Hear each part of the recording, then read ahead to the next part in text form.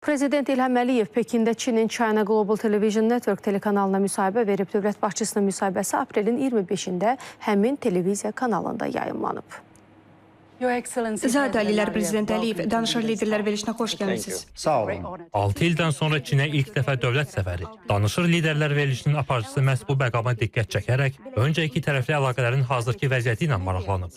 Elə indi də deyərdim ki, əlaqələr əladır. Bəli, haqlısınız. 6 ildən sonra yenidən səfər edirəm. Sonuncu görüşümüzdən bir ildən az vaxt keçməsinə baxmayaraq, bugün biz Sədr Si ilə hər tərəfli strateji tərəfdaşlıq əlaqələrinin qurulması haqqında birgə bəyanatı imzaladıq. Beləliklə münasibətlərimizi daha yüksək səviyyəyə qaldırdıq. Dövlət başçısı bu vaxtadək Çin şirkətlərinin investorlarla, Azərbaycanın yaşıl enerjisinə sərmayə yatıran şirkətlərlə podratçı qismində çalışmasına da diqqət çəkib. Bildirib ki, hələ ki imzaladığımız və icra fazasında olan müqavilələr bizə 2030-cu ilə qədər 6500 meqavat bərpa olunan enerji verəcək. Biz təbii qazı beynəlxalq bazarlara ixrac edəcəyik və əlbəttə ki, çoxlu mənfəət əldə edəcəyik. Eyni zamanda biz daxili ehtiyaclarımız üçün enerjiyə qənaət edəcək. Biz artıq küçələrdə hərəkət edən, elektriklə işləyən 160 avtobus almışıq. Onlar artıq Azərbaycan küçələrindədir. Bu hamını sevindirir.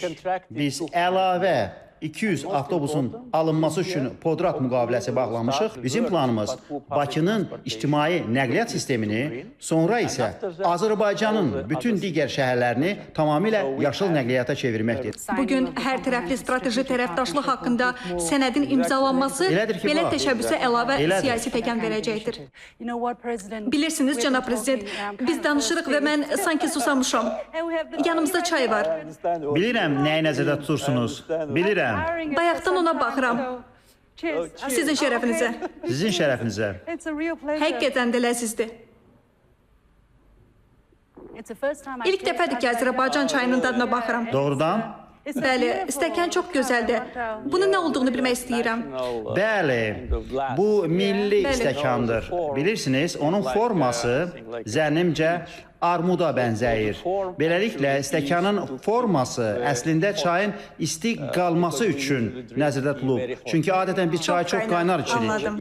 Prezident İlham Əliyev viza rejiminin ləğvi ilə əlaqədar Çindən Azərbaycana turistlərin sayının artacağına ümid etdiyini deyib. Dövlət başçısı Azərbaycanda Çin-Azərbaycan Universitetinin yaradılması fikrini də təqdir edib. Hazırda biz bu imkanın dəyərləndirilməsi mərhələsindəyik. Lakin sözsüz ki, insanlar nə qədər çox səyahət edirlərsə, mədəniyyət, xalq barədə nə qədər çox bilirlərsə, ölkələr arasında əlaqələr bir o qədər də sıx olur. Sözsüz.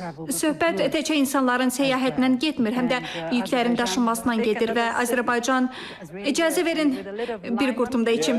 Həqiqətən də ləzizdir. Düşünürəm ki, kiçik bir limon dilimi biraz şəkərlə daha yaxşı olar.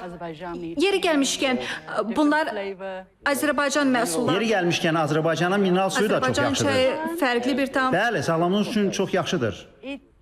İsti su. İsti su deməkdir. Demək olar ki, qaynar bulaqdan çıxır. Prezident İlham Əliyev bir kəmər bir yol təşəbbüsünün üstünlüklərinə də toxunub. Bildirib ki, biz şərq-qərb və şimal-cənub nəqliyyat dəhlizləri üzərində yerləşirik. Hədəfimiz bu marşrut üzərində biznes qurmaqdır. Prezident Əliyev, çox təşəkkür edirəm. Sağ olun. Çox şad oldum. Sağ olun. İcazə verin bir qurtumda içim. Bəli, bir qurtum. Sizin şərəfinizə. Uğurlu səfərinizin şərəfinə. Sağ olun.